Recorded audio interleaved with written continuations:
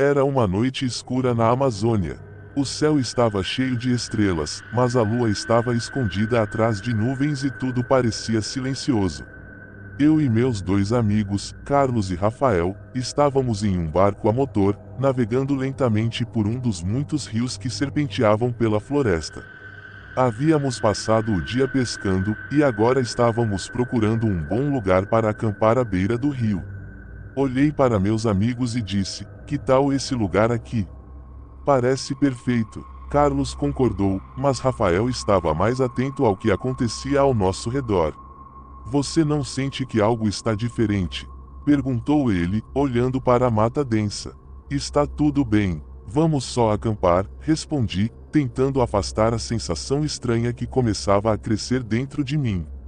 Nós acomodamos nossas coisas e fizemos uma fogueira, enquanto o som da água corria suavemente ao nosso lado. De repente, ouvimos um barulho. Era um som de alguém quebrando galhos e correndo. Olhei para a mata e vi uma sombra. Antes que eu pudesse dizer qualquer coisa, um índio surgiu da escuridão e correu em nossa direção. Ele parecia assustado e estava com o coração acelerado. "O que aconteceu?" perguntei, enquanto ele subia rapidamente no barco. Ele estava molhado e tremendo. Apontou para a mata e gritou algo em sua língua nativa, mas não entendi. "Espere, o que você está dizendo?" perguntei, tentando acalmá-lo. A expressão de medo em seu rosto me fez gelar o sangue. Ele continuava a olhar para a floresta, seus olhos muito abertos. Então, ele apontou novamente, desta vez com mais urgência.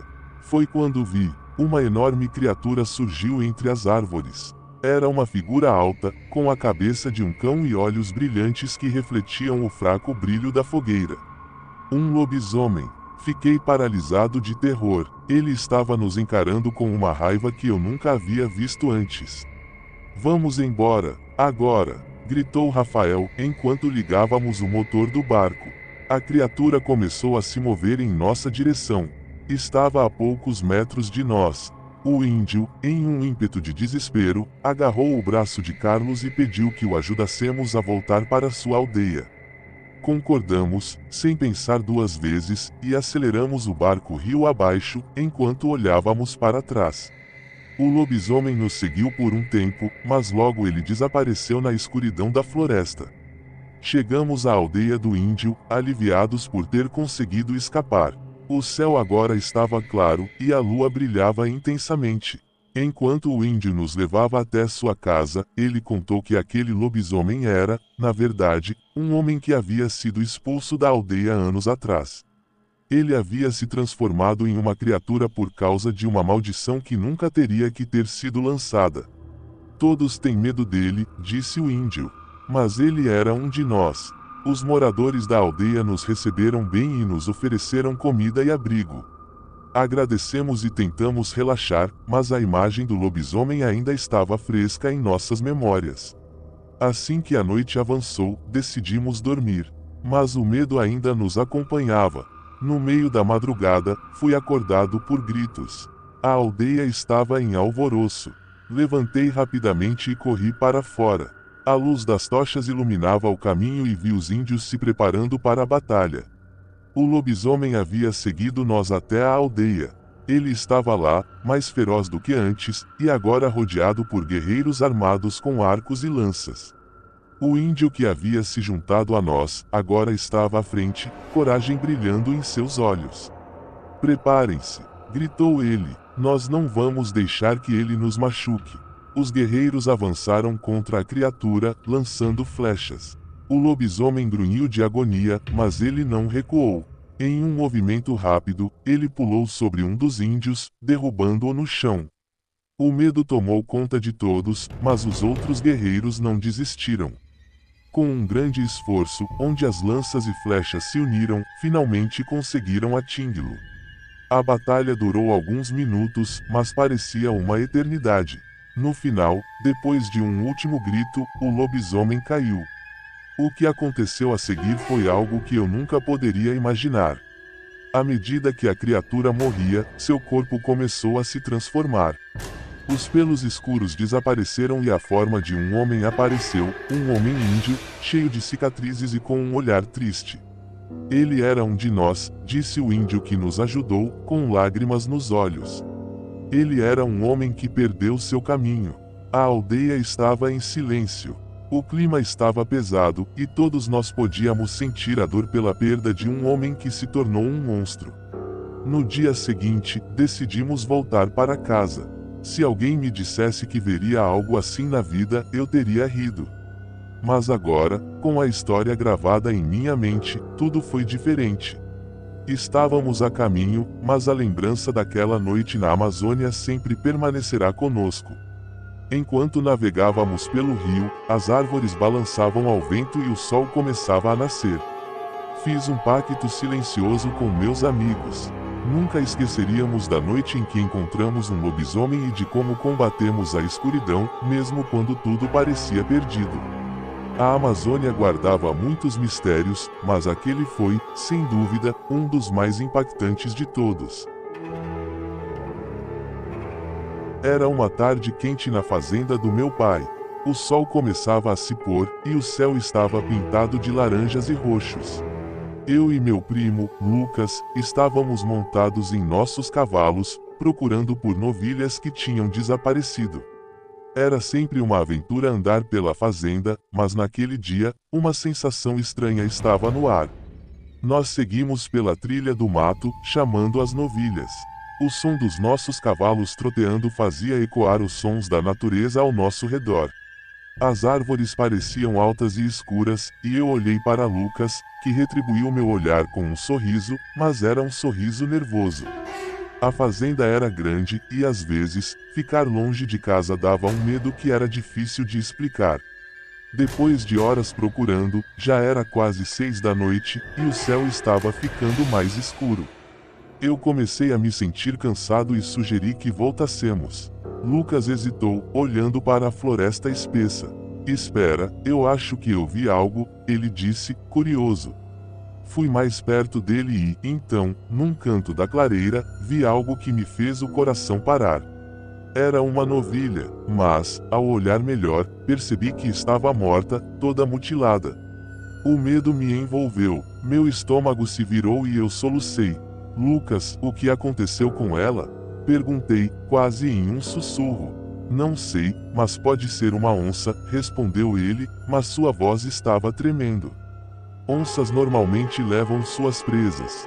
O que podíamos ver era horrível. A novilha estava em péssimo estado, e algo dentro de mim queria acreditar que era só um acidente. Mas uma parte de mim sabia que não era normal. Vamos, precisamos contar isso para o papai, eu disse, começando a me afastar. Lucas concordou e montamos em nossos cavalos novamente. Enquanto cavalgávamos de volta, ouvi um barulho nas árvores ao nosso redor. O vento mudou, e uma sensação estranha subiu pela espinha. Olhando de esguelha, percebi algo se movendo na escuridão da floresta. De repente, vi algo saindo de trás das árvores. Era um enorme cão negro. Mas não era um cão qualquer, ele andava de uma maneira que parecia mais humano do que animal. Seus olhos brilhavam como se fossem lanternas na escuridão.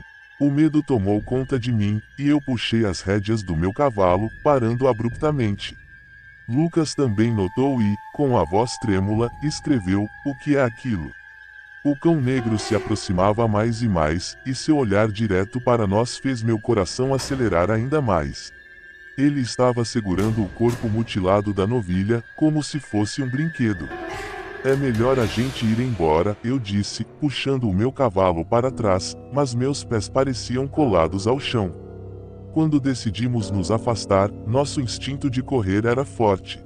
Mas algo dentro de mim mandava eu olhar uma última vez. O cão negro estava ali, parado, observando. Senti que ele tinha um poder que nos paralisava. Não sabíamos o que era, mas o ar carregava um frio que não era normal. Depois de algum tempo que parecia uma eternidade, finalmente conseguimos nos afastar o suficiente e os cavalos começaram a andar mais rápido. A floresta parecia cheia de sombras, e cada barulho aumentava meu medo. Chegamos em casa ofegantes e assustados. Assim que entrei, procurei meu pai. Pai, você não vai acreditar no que aconteceu. Eu disse, a voz tremendo. Ele olhou para mim e depois para Lucas. O que aconteceu, meninos? Ele parecia preocupado, olhando diretamente para nós. Enquanto contávamos tudo, meu pai ouvia atentamente. Vocês encontraram a novilha morta? Ele perguntou, e nós afirmamos com a cabeça. E o cão negro, o que mais vocês viram? Eu nunca tinha visto meu pai tão sério. Ele andava como um homem, pai. Nós achamos que podia ser um lobisomem. Lucas exclamou, a adrenalina ainda correndo em sua voz. Meu pai suspirou profundamente, olhando para o chão. Vocês fizeram bem de não seguir a criatura, pois deve ser um lobisomem. Conheço histórias sobre isso. Ele parecia tão sério, como se aquilo fosse verdade. Melhor deixarmos isso pra lá. Nunca é bom cruzar o caminho de um lobisomem, ele disse, sua voz pegando um tom grave. Ele nos pediu para não contarmos a ninguém, como se tal história pudesse atrair ainda mais coisas ruins. Aquilo permeou os nossos pensamentos. Às vezes, à noite, eu acordava com o som do vento batendo nas janelas e lembrava do cão negro. Eu não sabia se era um sonho ou uma lembrança, mas o medo nunca saía de mim totalmente.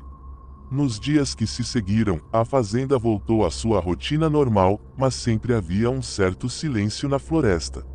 Lucas e eu nunca mais voltamos àquela parte da fazenda sozinhos.